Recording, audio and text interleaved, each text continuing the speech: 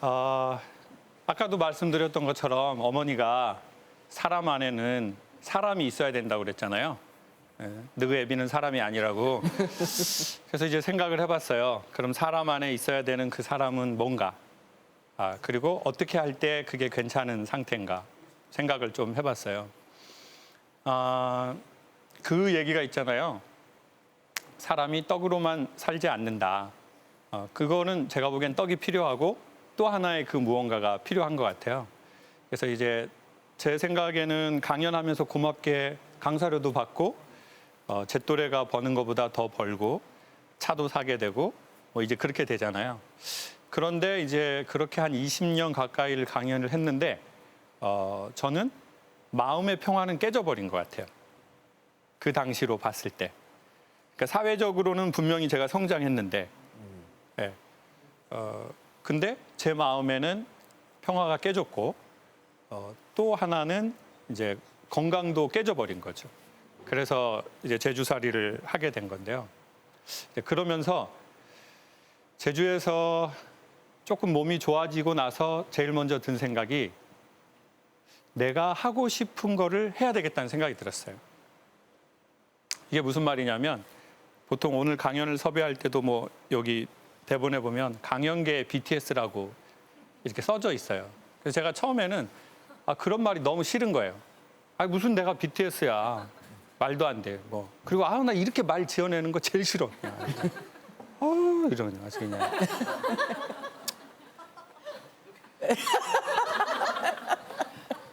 그냥 김창옥이라고 소개하면 되지. 뭘 강연계 BTS 뭐 이런 거. 근데 최근에 이런 얘기를 들었어요. 아이돌이신 분들이 보통의 직업군보다 정신적으로 문제가 있는 경우가 되게 많고 안 좋은 결과를 갖고 오는 경우도 우리가 많이 들었잖아요.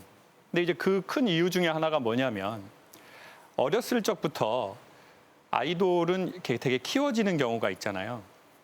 근데 이제 그러면서 자기 스스로든 환경적으로든 이런 생각을 하게 된다는 거예요.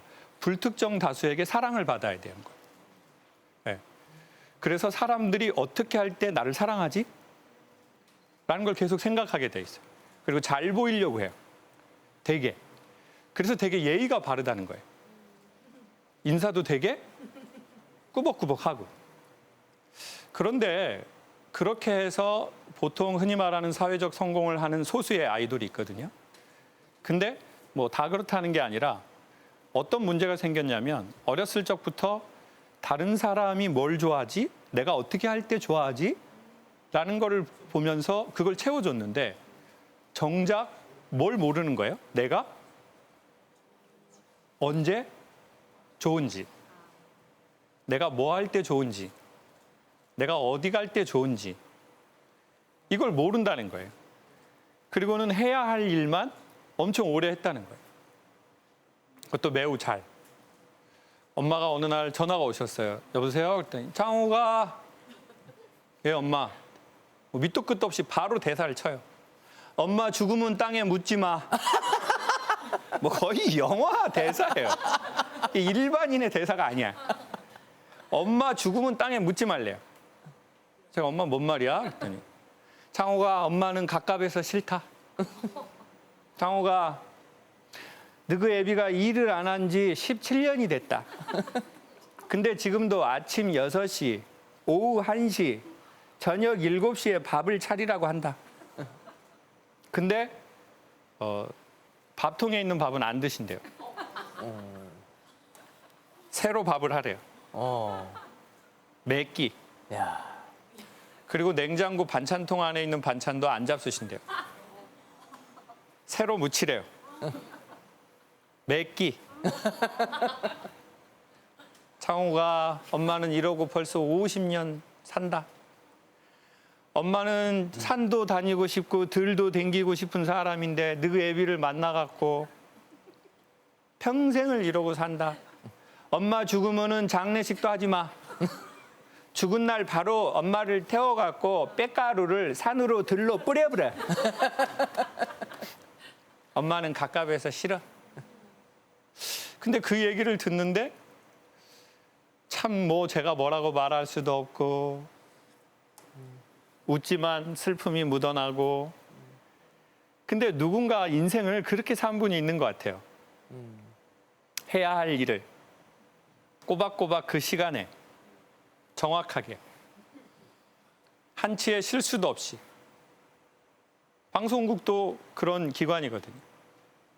한치의 실수도 있어서는 안 되고 그 실수는 엄청 크고. 그래서 그 사람들이 하는 긴장감이 있어요.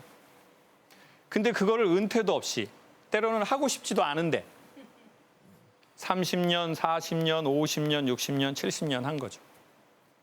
제가 보기에 그건 정말 숭고한 것 같아요. 왜냐하면 그래서 가정이 유지됐고 직장이 유지됐고 세상이 발전했거든요.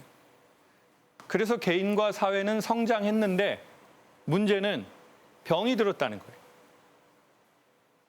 외적 성장은 했는데 몸과 마음의 평화가 깨져버렸다는 거예요. 그래서 이제 제가 제주도에 가서 나는 아이돌처럼 살았구나.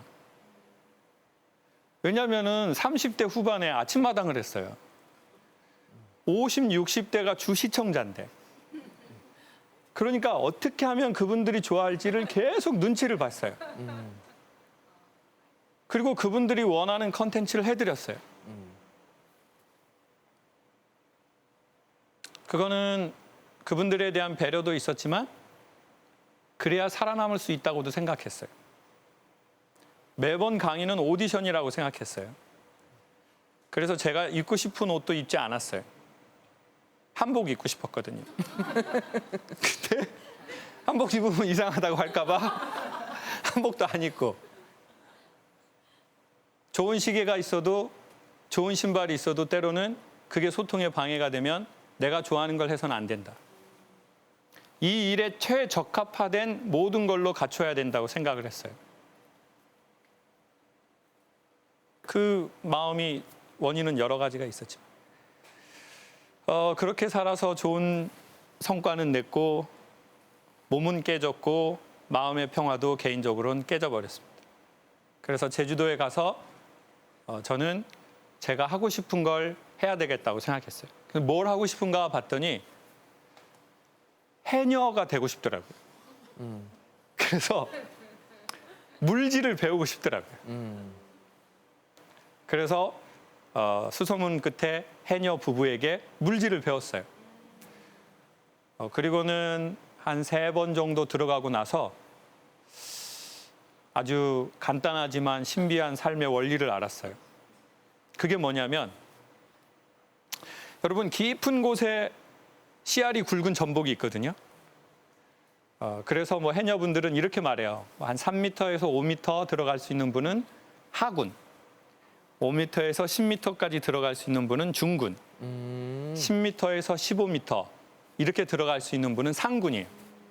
저는 뭐냐면 1m에서 3m를 들어가는 똥군이라고 해요. 그냥 뭐 군도 아니죠. 그냥 똥이죠. 그냥 뭐 1m, 3m 뭐 그냥 사람 키니까. 그런데 이제 그것도 계속 이제 하다 보니까 무슨 생각이 드냐면 여러분 씨알이 굵은 거를 따려면 이건 얕은 바다에 있나요? 깊은 데 있나요? 깊은 데 있죠. 그리고 수경은 유리거든요. 그래서 물에서 이렇게 보면 1.5배 커 보여요. 그래서 전복이 이만하면 해녀가 보기엔 이렇게 보여요. 그리고 이렇게 물로 들어가잖아요. 근데 이제 없어서 올라와요. 근데 올라올 때 꼭 이게 보여요. 그러면 물이 이렇게 치고 있기 때문에 올라가면은 내가 이걸 본 지점으로 못 오고 이렇게 가요. 바닷물이니까요. 그러면 이제 다시 이렇게 가잖아요. 없어요. 그러니까 이 생리를 아니까 올라가다가 숨이 부족하면 올라가야 되는데 이게 하나가 씨알이 너무 굵으니까 다시 숨을 참고 또 들어가요. 그러면 어떤 현상이 벌어지느냐? 처음에는 일시적인 뇌의 산소 공급 중단 현상이 일어나요. 왜냐하면 뇌가 산소를 많이 쓰기 때문에 산소가 없으니까 일단 뇌를 딱 끄는 거예요. 잠깐. 근데 여기에서 이 사람이 더 강한 의식을 갖고 따로 더 들어가잖아요. 그러면은 블랙아웃이라는 현상이 나타나요. 근데 깊이에 자기 혼자밖에 없잖아요. 그럼 시간이 또 지나면 질식사하는 거예요. 그래서 노장 해녀이신 분이 은퇴하면서 후배 해녀에게 딱 한마디를 해요. 네 숨만큼만 허라이. 너무 좋은 말이에요. 네 숨만큼만 허라이. 네 숨만큼만 해라. 숨에 욕심을 내지 마라. 안 그러면 질식해서 죽거나 잠수병이 사람 몸과 마음에 오거든요. 근데 그걸 보는 순간 제가 무슨 생각이 들었냐면, 아, 내가 내 숨만큼을 벗어나서 살았구나. 강인이라는 저 굵은 씨알의 전복을 캐려고, 사람들 마음 깊숙한 곳에 있는 그걸 캐려고 내가 계속 들어갔구나. 그리고는 굵은 전복을 캐고 내 몸과 마음의 평화가 깨졌구나. 근데 참 되게 흥미로운 거는요, 해녀의 물질은 되게 간단해요. 숨을 참으려면 어떻게 해야죠? 숨을? 네? 아니, 뭐라고 얘기하고 틀리면 욕을 먹어버려요, 그냥. 그냥. 에? 숨을. 그래서 들이마셔야죠. 그렇죠. 위에 올라와가지고 해녀들이 그 휘파람 소리 같은 거 나잖아요. 막 이렇게 하는 게 있잖아요. 그게 숨이 너무 모자란 상태에서 숨을 쉴 때 그 소리가 나거든요.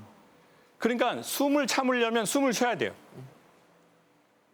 제가 보기에 몸의 간단한 평화의 건강의 원칙은, 인간은 숨을 참을 때가 있고 숨을 쉴 때가 있는 거죠. 쉬어야 할 때가 있는 것 같아요. 근데 문제는 여기에서 일어나는 거예요. 숨을 참을 줄만 알고 숨을 쉴지는 모르는 거예요. 그리고 자기의 영혼의 숨이 무엇인지도 모르는 사람이 있어요. 내가 어떻게 할 때 영혼이 숨을 쉬는지. 그러면 나의 숨이 무엇인가요? 라고 하면 전 이렇게 말하고 싶어요. 강연을 저보고 10분만 하라고 그랬어요. 근데 지금 제가 17분 정도를 했어요. 시간이 빨리 갔나요? 천천히 갔나요?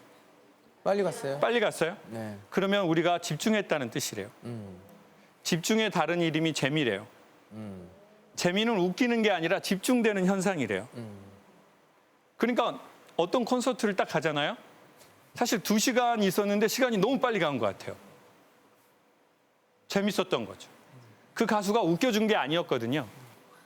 집중이 되니까, 그 노래가 좋으니까 시간이 그냥 빨리 가버린 거죠. 시간이 빨리 가게 만드는 것이 그 사람의 사랑의 집중이거든요. 그건 장소로도 존재할 수 있고, 아니면 일로도 가질 수 있고, 아니면 사람으로도 있어요. 그 사람하고 얘기하면 시간이 되게 빨리 가잖아요. 그러면 그 사람이 우리의 숨이거든요. 남편하고 둘이 있으면 시간이 빨리 가요, 멈춰 있어요, 뒤로 가요. 뒤로 가. 아주 잠수야, 잠수. 잠수. 그놈하고 있으면 안 돼요. 그놈하고 있으면 안 됩니다. 아니 뭐 있으면 안 된다기보다 다른 데서 숨을 쉬고 이제 남편하고 잠수를 해야 되겠죠. 안 그러면 나중에 잠수병 생기니까. 그래서 제가 보기에는 또 어떤 사람이 있냐면, 자기 숨만 쉬고 숨을 안 참는 사람이 또 있는 것 같아요. 그냥 할 말 하고, 뭐 그리고 이렇게 말해요. 나 뒤끝 없어. 나 뒤끝 없어.